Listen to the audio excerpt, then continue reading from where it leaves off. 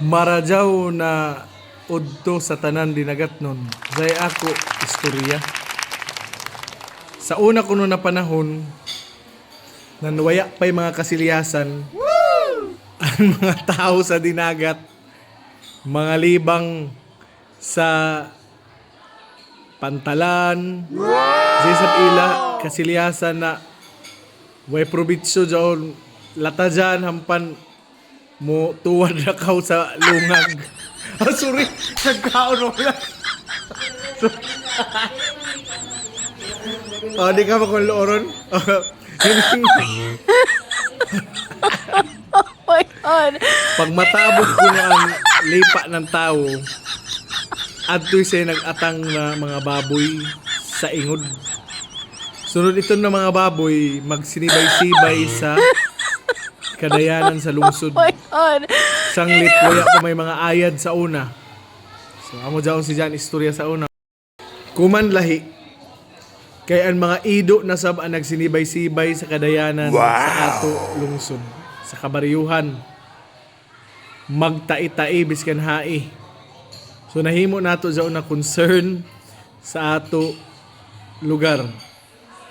Hinaut unta na ato iton aksyonan.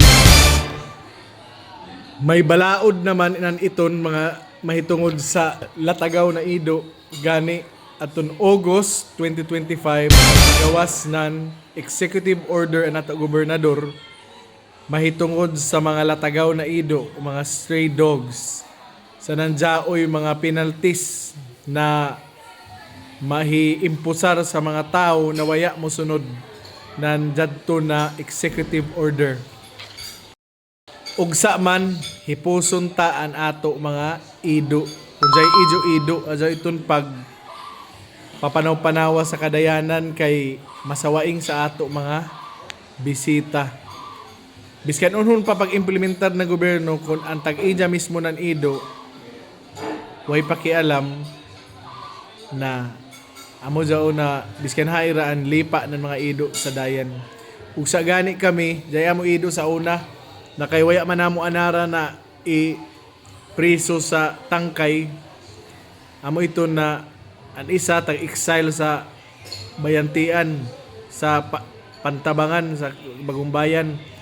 Ang isa-isab no rest in peace na waya na kayo mag utro pag buhi ng ido kay mga busy people masab kami lagi mga bisihon man taglaong pa.